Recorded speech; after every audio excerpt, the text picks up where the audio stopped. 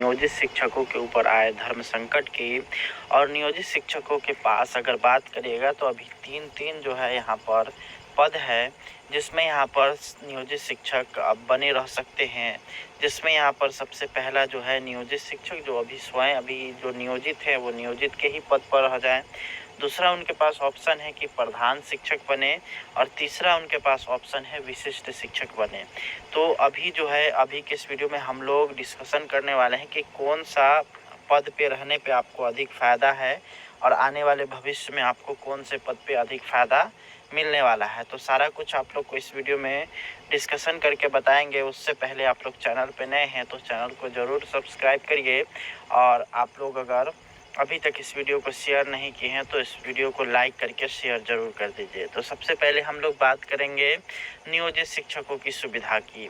तो नियोजित शिक्षकों की जो सुविधा है वो आप लोग उससे रूबरू हैं, और अभी जो है आप जिस पद पर काबिज हैं वो आप लोग का नियोजित शिक्षक का पद ही है। जिस पर अगर बात करेगा तो यहाँ पर जो आपका वेतनमान है और साथ ही साथ ग्रेड पे है आपका 2000 रुपये, और 6 to 8 वाले का 2400 रुपये। इसी तरह से आप लोग देख सकते हैं, आप लोग को ये पता है।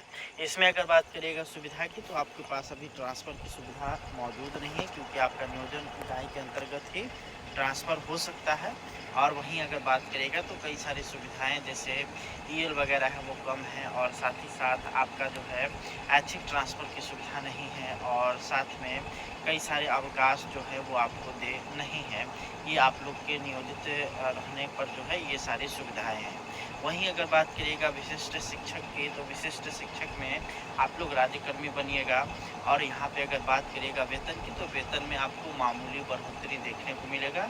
मामूली कहने का अर्थ हो गया कि बहुत आपके जो अगर अकाउंट में जो पैसा आता है वो यहाँ पे कम हो जाएगा, लेकिन एनपीएस कटौती को अगर उसमें ऐड कर दीजिएगा तो आपके जो वेतन में बढ़ोतरी 3 से 4 हज़ार रुपये की जो है यहाँ पे देखने को मिल जाएगी, और आपका जो है वेतन में जो है उतना बढ़ोतरी आप लोग को देखने को मिलेगा। लेकिन यहाँ पर एक इसमें टर्म्स एंड कंडीशन है कि अभी आपका जो पदस्थापन होना है वो यहाँ पर अगर आप पुरुष शिक्षक हैं तो आपको 10 अनुमंडल में कहीं ना कहीं आपका पोस्टिंग होगा। और वहीं अगर बात करिएगा कि अगर आप महिला शिक्षिका है तो आपको अपना होम पंचायत छोड़ करके बाकी जो है आप आसानी से मायके या ससुराल दोनों का जो होम पंचायत है उसको छोड़ करके बाकी आप कहीं भी पोस्टिंग ले सकते हैं। तो महिला को ज़्यादा परेशानी नहीं है। लेकिन अगर पुरुष शिक्षकों की अगर बात करिएगा तो उसमें जो है पुरुष शिक्षकों को काफ़ी अधिक परेशानी का सामना करना पड़ेगा। और यहाँ पे 10 अनुमंडल कहने का अर्थ हो गया कि 5 जिला 6 जिला भी हो सकता है। अगर छोटा छोटा जिला अगर आपके आसपास है तो यहाँ पे 5 से 6 जिला आप लोग का यहाँ पे, या यूँ कह लें कि प्रमंडल पार ही आप लोग को जो है भेजा जाएगा। ये यहाँ पर इसमें विशिष्ट शिक्षक में है। अब वहीं अगर बात करेगा प्रधान शिक्षक में तो प्रधान शिक्षक की जो पोस्टिंग होनी है वो रैंडम तरीके से होनी है। वो आपको बिहार में किसी भी ज़िला में भेजा जा सकता है। लेकिन इसमें एक सुविधा है कि आपके पास ऐच्छिक ट्रांसफ़र है। वेतन की अगर बात करिएगा विशिष्ट शिक्षक और साथ ही साथ जो प्रधान शिक्षक है दोनों के अगर वेतन की बात करिएगा तो दोनों के वेतन में काफ़ी अंतर है। और प्रधान शिक्षक का जो वेतन शुरू होगा वो 30,500 रुपये से शुरू होने वाला है। और वहीं अगर बात करिएगा विशिष्ट शिक्षक की तो वो आपका जो अभी बेसिक पे है उसमें 200-400 रुपये का जो है यहाँ पे बढ़ोतरी देखने को मिलेगा। किसी किसी में 100-200 भी है। तो ये आप लोग का जो है यहाँ पर अगर बात किया जाए तो प्रधान शिक्षक में ये सभी सुविधा है। और ट्रांसफ़र की भी सुविधा है। अगर मान लेते हैं कि अभी आपकी पोस्टिंग कहीं दूसरे जगह पे हो गई है, मान लेते हैं कि आपके घर से 500 किलोमीटर दूर आपके पोस्टिंग कर दिया गया है, लेकिन आपके पास जो है 2 ऐच्छिक ट्रांसफ़र है जिसका आप लोग लाभ उठा करके घर के नज़दीक आ सकते हैं, और आप लोग का जो है पोस्टिंग घर के नज़दीक यहाँ पे हो सकता है। तो ये यहाँ पर आप लोगों के इसमें बेनिफिट है। तो यहाँ पे अगर बात करिएगा कि कौन सा पद आपको चुनना चाहिए, अगर आप प्रधान शिक्षक परीक्षा भी पास कर चुके हैं, विशिष्ट शिक्षक वाले की परीक्षा जो है वो भी पास कर चुके हैं, तो आप लोग को प्रधान शिक्षक का पद चुनना चाहिए। क्योंकि दोनों की सुविधा में बात करेगा तो ज़मीन आसमान का अंतर है।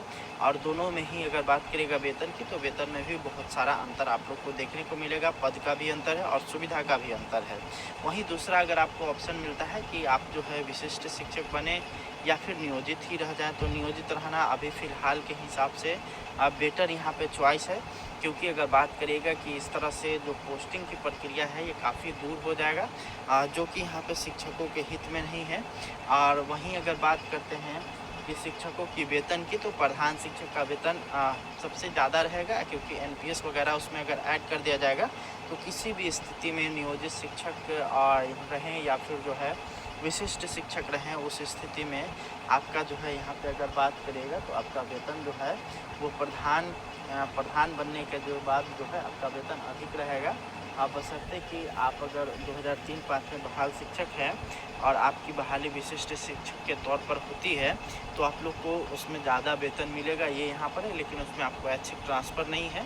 तो अगर यहाँ पे अगर कुल मिलाकर के बात करिएगा कि कौन सा आपको ज़्यादा सुविधाजनक होगा, तो सुविधाजनक के रूप को अगर देखिएगा तो आपके पास प्रधान शिक्षक का जो पद है वो यहाँ पर अगर बात करते हैं तो वो काफ़ी सूटेबल होगा, क्योंकि इसमें अगर बात करिएगा न केवल वेतन की बल्कि जो है यहाँ पे पोस्ट में भी आप सबसे वरीय हो जाएंगे। और चाहे आपके विद्यालय में आप बीपीएससी टीचर हो, नियोजित टीचर हो या विशिष्ट शिक्षक हो, कोई भी आपके स्कूल में टीचर होंगे उन सभी से जो है आप वरीय रहिएगा। और आप जो है आप पूरे स्कूल का जो इंफ्रास्ट्रक्चर से लेकर के पूरा का पूरा जो उसका क्रियाकलाप है सभी आपके अंतर्गत आ जाएगा। और आप उसके जो है यहाँ पे एक तरह से कह लीजिए कि पूरे विद्यालय का प्रबंधन आपको करना होगा, जिसके कारण जो है आप लोग के ऊपर आप लोग का जो है यहाँ पर पद भी बड़ा होगा।